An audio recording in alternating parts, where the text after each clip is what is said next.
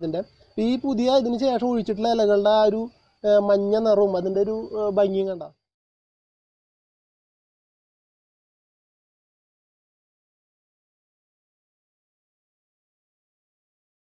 Hi friends, എല്ലാവർക്കും mister ഒരു പുതിയ എപ്പിസോഡിലേക്ക് സ്വാഗതം. ഇന്നത്തെ വീഡിയോ എന്ന് പറയുന്നത് ഒരു വളമാണ്. അതായത് നമുക്ക് വളരെ ചിലവ് കുറച്ച് വരുന്ന ഒരു വളമാണ് ഞാൻ ഇന്ന് ഉണ്ടാക്കാൻ പോകുന്നത്. ഇന്നത്തെ വീഡിയോ അതാണ്. അപ്പോൾ നിങ്ങൾക്ക് എന്താണ് ഐറ്റംസ് എന്ന് വെച്ചാൽ ഞാൻ കാണിച്ചു തരാം. അതെ, പഴത്തിൻ്റെ തൊലിയാണ്. ഈ പഴത്തിൻ്റെ തൊലി ഉപയോഗിച്ചാണ് ഇന്ന് വളം ഉണ്ടാക്കുന്നത്. അപ്പോൾ അത് എങ്ങനെയാണെന്ന് കാണാം. അതിന് മുന്നേ അപ്പോൾ നിങ്ങൾ എൻ്റെ വീഡിയോ നിങ്ങൾ സബ്സ്ക്രൈബ് ചെയ്യാതെയാണ് കാണുന്നതെങ്കിൽ ദയവായിട്ടൊന്ന് സബ്സ്ക്രൈബ് ചെയ്യുക. അതുപോലെ തന്നെ ആ ബെല്ലൈക്കൺ തന്നെ വിളിച്ചു തരാം. അപ്പോൾ ഞാൻ ഇതുപോലെ അപ്ലോഡ് ചെയ്യുന്ന കാർഷികപരമായിട്ട് ഫാമിംഗ് സംബന്ധമായിട്ടുള്ള വീഡിയോകൾ നിങ്ങൾക്ക് അപ്പോൾ നിങ്ങൾക്ക് നോട്ടിഫിക്കേഷൻ ആയിട്ട് ലഭിക്കും. അപ്പോൾ നമുക്ക് നേരെ വീഡിയോയിലേക്ക് പോകാം.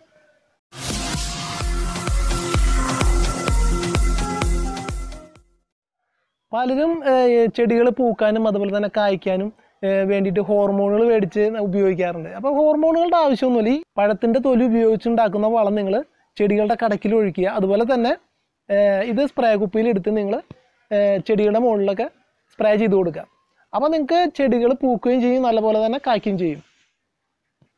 ഈ തൊലി ഉപയോഗിച്ചുണ്ടാകുന്ന വളം നമ്മൾ വളരെ ഉപയോഗപ്രദമായിട്ടുള്ള സാധനമാണ്. അത് പച്ചക്കറിക്കാണെങ്കിലും അതുപോലെ തന്നെ നമ്മുടെ വീടുകളിലെ ചെടികൾക്കാണെങ്കിലും വളരെ ഉപയോഗമായിട്ടുള്ളൊരു സാധനമാണ്.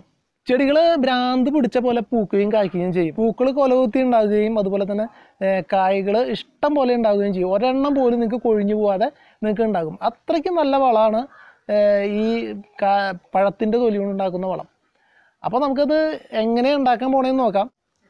ആദ്യം തന്നെ നമ്മൾ ഈ പഴത്തിൻ്റെ തൊലി ഒരു കത്രിക ഉപയോഗിച്ച് നമ്മൾ കട്ട് ചെയ്തെടുക്കുക. വളരെ ചെറിയ പീസുകളാക്കിയിട്ട് കട്ട് ചെയ്തെടുക്കാം. നമുക്ക് പഴത്തിൻ്റെ പോഷകങ്ങളൊന്നും നമുക്ക് ഈ വെള്ളത്തിലേക്ക് നമ്മൾ വെള്ളം ഉപയോഗിച്ചാണ് ചെയ്യുന്നത്. അപ്പോൾ അത് മുഴുവനായിട്ട് ഇറങ്ങി കിട്ടണമെങ്കിൽ നമുക്ക് ഇതുപോലെയുള്ള ചെറിയ പീസുകളാക്കിയിട്ട് വേണം ഇടാൻ. ഇപ്പോൾ നമ്മളൊരു 3 പഴത്തിൻ്റെ തൊലിയാണ് ഇട്ടിരിക്കുന്നത്. 3 നേന്ത്രപ്പഴത്തിൻ്റെ തൊലി ആണ് ഇട്ടിരിക്കുന്നത്.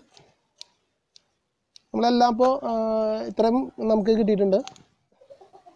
ഇതിനായിട്ട് ഒരു ഡബ്ബ എടുത്തിട്ടുണ്ട്. ഒരു 2 ലിറ്ററിൻ്റെ ഡബ്ബയാണ് ഞാൻ എടുത്തിരിക്കുന്നത്. ഈ പഴത്തിൻ്റെ തൊലി നമുക്ക് ഈ ഡബ്ബയിലോട്ട് ഇട്ട് കൊടുക്കാം. എല്ലാ തൊലിയും നമുക്ക് ഡബ്ബയിലേക്ക് ഇട്ട് കൊടുക്കാം.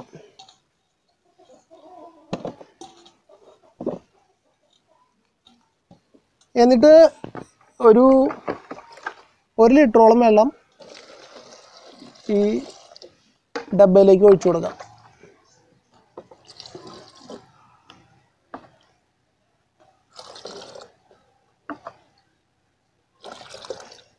ഇപ്പോൾ 1 ലിറ്ററോളം വെള്ളം ഈ ഡബ്ബയിലോട്ട് ഒഴിച്ചു കൊടുത്തിട്ടുണ്ട്. ഇനി നമുക്ക് വേണ്ടത്, അതിനായിട്ട് ഞാൻ എടുത്തിട്ടുള്ളത് ഇത് കണ്ടില്ലേ, ഇത് ചെമ്പരത്തിയാണ്. അതായത് 5 ഇതള് ചെമ്പരത്തിയാണ്. ഈ ചെമ്പരത്തിയുടെ ഇലയാണ് നമുക്ക് ആവശ്യമുള്ളത്. ചെമ്പരത്തിയുടെ ഇല നമുക്ക് എടുക്കാം. നിങ്ങളുടെ വീടുകളിലൊക്കെ ചെമ്പരത്തി, വേലിയുടെ അരിയിലൊക്കെ ചെമ്പരത്തി ഉണ്ടാവും. ഇതുപോലത്തെ ചെമ്പരത്തി, വേലിയുടെ അരിയിലൊക്കെ ഇതുപോലത്തെ ചെമ്പരത്തി നിങ്ങൾക്ക് കാണാം. ഇതിപ്പോൾ എൻ്റെ ഇവിടെ ഒരുപാട് ഇതുപോലെ നട്ട് വളർത്തിയിട്ടുണ്ട്. താളിക്കായിട്ട് ഉപയോഗിക്കുന്ന ചെമ്പരത്തിയാണിത്. ഇതിൻ്റെ ഇലകൾ മുഴുവനായിട്ട് നമുക്ക് ഉതിർത്തെടുക്കാം. അപ്പോൾ നമ്മളെല്ലാം ഉതിർത്തെടുത്തിട്ടുണ്ട്. ഇനി ഇതും ഇതുപോലെ ഒന്ന് ചെറുതായിട്ട് കട്ട് ചെയ്യാം. പഴത്തിൻ്റെ തൊലി നമ്മൾ കട്ട് ചെയ്ത പോലെ തന്നെ ചെമ്പരത്തിയുടെ ഇലയും നമ്മൾ കട്ട് ചെയ്ത് കൊടുക്കുക. വളരെ ചെറുതാക്കിയിട്ട് കട്ട് ചെയ്താൽ മതി. ഒരുപാട് വലിപ്പം കൂട്ടണ്ട. നമ്മൾ ചീരയൊക്കെ അരിയുന്ന പോലെ വളരെ ചെറുതാക്കിയിട്ട്, വളരെ ഈസി ആയിട്ട് ഉണ്ടാകുന്നൊരു സാധനമാണ് ഈ ചെമ്പരത്തി. അപ്പോൾ ഇതൊന്നും വളരെ സീറോ കോസ്റ്റ് വളം തന്നെ നമുക്ക് പറയാം. 1 രൂപ പോലും നമുക്ക് ചിലവില്ല. എന്നാൽ നമുക്ക് ഇതിൻ്റെ ഉപകാരം എന്ന് വെച്ചാൽ വളരെ വലിയൊരു ഉപകാരമാണ്. നമ്മുടെ ചെടികളൊക്കെ നല്ല പോലെ പൂക്കുകയും ചെയ്യും, കായ്ക്കുകയും ചെയ്യും. ഇത് പഴത്തിൻ്റെ തൊലി ഇട്ട് വെച്ചിരിക്കുന്ന ഡബ്ബയിലേക്ക് നമുക്ക് ഇട്ട് കൊടുക്കാം. അധികമൊന്നുമില്ല, ഒരു കഷ്ടി ഒരു പിടി മാത്രമേ ഉള്ളൂ. ഈ അരിഞ്ഞ് വന്നപ്പോൾ മൂടി ഒന്ന് അടച്ചു വയ്ക്കാം.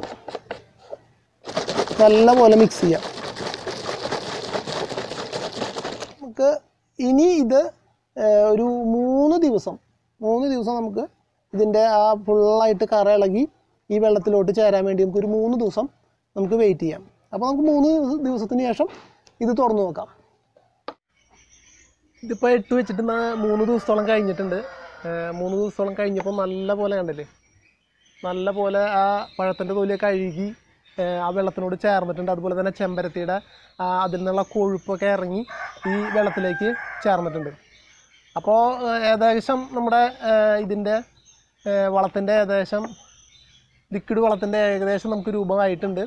നല്ല കൊഴുപ്പായിട്ടുള്ളൊരു ദ്രാവകമാണ്, കണ്ടില്ലേ. ഇനി നമുക്കിതൊന്ന് അരിച്ചെടുക്കാം. നമ്മൾ ഡബ്ബ തുറന്ന് നമുക്ക് ഇതിനകത്തോട്ട് ഒഴിക്കാം. നമുക്ക് പൂക്കാത്ത അതുപോലെ തന്നെ കായ്ക്കാത്ത ചെടികളോ അതുപോലെ തന്നെ മരങ്ങളോ പുഷ്പിക്കാത്തതോ അങ്ങനെയൊക്കെ ഉണ്ടെന്നുണ്ടെങ്കിൽ നമുക്ക് ഇതുപോലത്തെ ഈ വളം ഉപയോഗിച്ച് കഴിഞ്ഞാൽ നമുക്ക് വളരെയധികം ഗുണമുണ്ടായിരിക്കും ഈ വളം. ഇനി നിങ്ങൾ വിചാരിക്കും പഴത്തിൻ്റെ തൊലി വേസ്റ്റ് ആണെന്ന്. ഒരിക്കലല്ല. ഈ പഴത്തിൻ്റെ തൊലി നമുക്കിനി നല്ലൊരു ജൈവവളമായിട്ട് മാറ്റാം. അല്ലെങ്കിൽ നിങ്ങളിത് ചെടിയുടെ കടക്കിലോ നല്ല ചെടിയുടെ കടക്കിലൊക്കെ ഇട്ടിട്ട്, ഇതിപ്പോൾ ഞാൻ പപ്പായയുടെ കടക്കിലാണ് ഇടുന്നത്. നല്ല വളമാണ് പപ്പായക്ക്. അപ്പോൾ നമുക്കിത് പപ്പായയുടെ കടക്കിൽ ഇട്ട് കൊടുക്കാം. ഈ വളം നമുക്ക് പൂക്കാത്ത ചെടികൾ, അതുപോലെ തന്നെ തളിരിടാത്ത ചെടികൾ, അതുപോലെ തന്നെ പുഷ്പിക്കാത്ത ചെടികൾ, അതുപോലെ തന്നെ നമുക്ക് പച്ചക്കറികൾക്ക് ഒക്കെ ഒഴിച്ചു കൊടുക്കാൻ പറ്റിയുള്ളൊരു വളമാണ്. അതായത് ഇതിൻ്റെ ഇത് ഒഴിച്ചു കൊടുത്തു കഴിഞ്ഞാൽ പൂവുകൾ ഉണ്ടാവും, പെട്ടെന്ന് പൂവുകൾ ഉണ്ടാവും. അതുപോലെ തന്നെ ഉണ്ടായ പൂവുകൾ ഒഴിഞ്ഞു പോവില്ല, പെട്ടെന്ന് കായ പിടിക്കുകയും ചെയ്യും. അപ്പോൾ നമുക്കിത് വളമായിട്ട് മാത്രമല്ല, നമുക്ക് സ്പ്രേയറിൽ ഉപയോഗിച്ചിട്ട് നമുക്ക് സ്പ്രേയറിൽ എടുത്തിട്ട് ചെടികൾക്ക് നേരിട്ട് അടിച്ചു കൊടുക്കുകയും ചെയ്യാം. അപ്പോൾ നമുക്കതൊന്ന് കാണാം. ഏകദേശം നമുക്ക് 1 ലിറ്റർ അരിച്ചെടുത്തപ്പോൾ കിട്ടിയിട്ടുള്ളത് 1 ലിറ്ററാണ്. ഇനി നമുക്ക് ഇതിലേക്ക് ഒരു 3 കപ്പ് വെള്ളം ഒഴിച്ചു കൊടുക്കാം. 3 കപ്പെങ്കിലും വെള്ളം വേണം. ഇപ്പോൾ 3 കപ്പ് വെള്ളം നിങ്ങൾ ഒഴിച്ചിട്ട് ഡൈല്യൂട്ട് ചെയ്തിട്ടുണ്ട്. നല്ല പോലെ ഒന്ന് ഇളക്കി കൊടുക്കുക. ഇനി നമുക്കിത് സ്പ്രേയറിൽ ഒഴിച്ചു കൊടുക്കാം.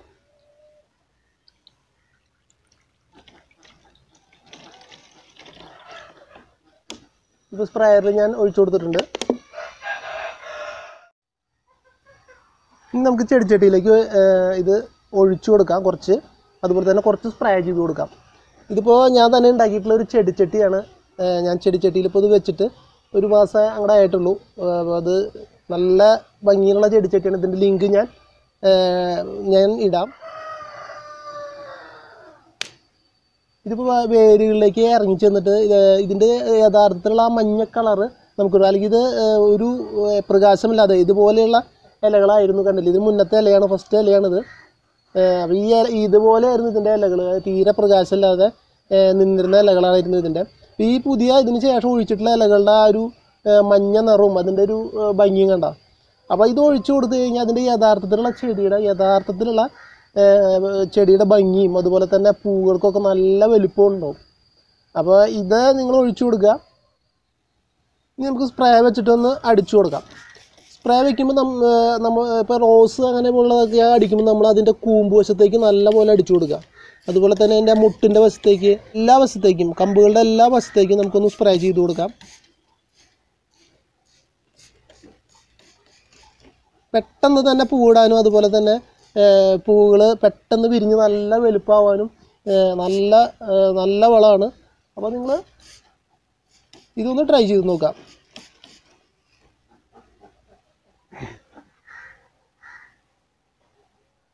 അപ്പോൾ വീഡിയോ എല്ലാവരും കണ്ടില്ലേ? വീഡിയോ ഇഷ്ടമായെന്ന് ഞാൻ വിചാരിക്കുന്നു. ഇതുപോലെ നമുക്ക് ഉള്ള വളങ്ങൾ ഉണ്ടാക്കി കഴിഞ്ഞാൽ നമുക്ക് ചെടികൾ പൂക്കാനും യഥാർത്ഥത്തിലുള്ള ചെടിയുടെ കളറ് കിട്ടാനും പൂക്കൾക്ക് വലുപ്പം വയ്ക്കാനും ഇനിയിപ്പോൾ പുഷ്പിക്കാത്ത ചെടികളുണ്ടെങ്കിൽ പെട്ടെന്ന് പുഷ്പിക്കാനും അതുപോലെ തന്നെ ചെടികൾക്ക് പെട്ടെന്ന് വളർച്ച ഉണ്ടാവാനൊക്കെ വേണ്ടിയിട്ട് നല്ല വളമാണിത്. അപ്പോൾ നിങ്ങളെല്ലാവരും ഇതൊന്ന് ട്രൈ ചെയ്ത് നോക്കുക. പലരും ചെടികൾ പൂക്കുന്നില്ല. നമുക്ക് ഏറ്റവും ബുദ്ധിമുട്ടുണ്ടെന്ന് ഒരു ചെടി മേടിച്ച് നമ്മൾ അത് ചെടി പൂക്കാൻ വേണ്ടി നമ്മൾ കാത്തിരിക്കുന്ന സമയം ഉണ്ടായിരിക്കാം. അപ്പോൾ അത് എന്തെങ്കിലും അതിൻ്റെ വളത്തിൻ്റെ കുറവുകൊണ്ടായിരിക്കും അത് പൂക്കാതിരിക്കുന്നത്. അപ്പോൾ നിങ്ങൾക്കത് കാണുമ്പോൾ വിഷമമായിരിക്കും. നമുക്ക് എത്രയും നിങ്ങൾക്ക് പൈസ കൊടുത്തിട്ട് നമ്മൾ മേടിച്ച ഒരു ചെടി പൂക്കാതിരിക്കുമ്പോൾ. അപ്പോൾ അങ്ങനെയുള്ള ചെടികളൊക്കെ ഉണ്ടെന്നുണ്ടെങ്കിൽ ഇത് വളരെ ഫലപ്രദമാണ്. നിങ്ങളെല്ലാവരും ഇതൊന്ന് ട്രൈ ചെയ്ത് നോക്കുക. അപ്പോൾ എൻ്റെ വീഡിയോ ഇഷ്ടപ്പെട്ടെന്ന് നിങ്ങൾ ലൈക്ക് ചെയ്യാൻ മറക്കരുത്. അതുപോലെ തന്നെ ആ ബെല്ലൈക്കൺ ഒന്ന് എനേബിൾ ചെയ്ത് തരാം. അപ്പോൾ ഞാൻ ഇതുപോലെ അപ്ലോഡ് ചെയ്യുന്ന കാർഷികപരമായിട്ട് ഫാമിംഗ് സംബന്ധമായിട്ടുള്ള വീഡിയോകൾ നിങ്ങൾക്ക് അപ്പം നിങ്ങൾക്ക് നോട്ടിഫിക്കേഷനായിട്ട് ലഭിക്കും. അതുപോലെ തന്നെ ഇത് ആർക്കെങ്കിലും നിങ്ങൾക്ക് അറിയാത്തവരുണ്ടെങ്കിൽ ഒന്ന് ഷെയർ ചെയ്ത് കൊടുക്കാം. അതുപോലെ തന്നെ നിങ്ങൾക്ക് ഇതിനെക്കുറിച്ച് കൂടുതലായിട്ട് എന്താണ് അറിയുന്നുണ്ടെങ്കിൽ നിങ്ങളൊന്ന് കമൻറ്റ് ചെയ്യാം. അപ്പോൾ ഞാനൊരു പുതിയൊരു വീഡിയോ ആയിട്ട് വീണ്ടും വരും. അതുവരെ ഗുഡ് ബൈ. ഇനി നമുക്ക് സ്പ്രേ വെച്ചിട്ടൊന്ന് അടിച്ചു കൊടുക്കാം. സ്പ്രേ വയ്ക്കുമ്പോൾ നമ്മൾ ഇപ്പോൾ റോസ് അങ്ങനെ ഉള്ളതൊക്കെ അടിക്കുമ്പോൾ നമ്മൾ അതിൻ്റെ കൂമ്പ് വശത്തേക്ക് നല്ലപോലെ അടിച്ചു കൊടുക്കും.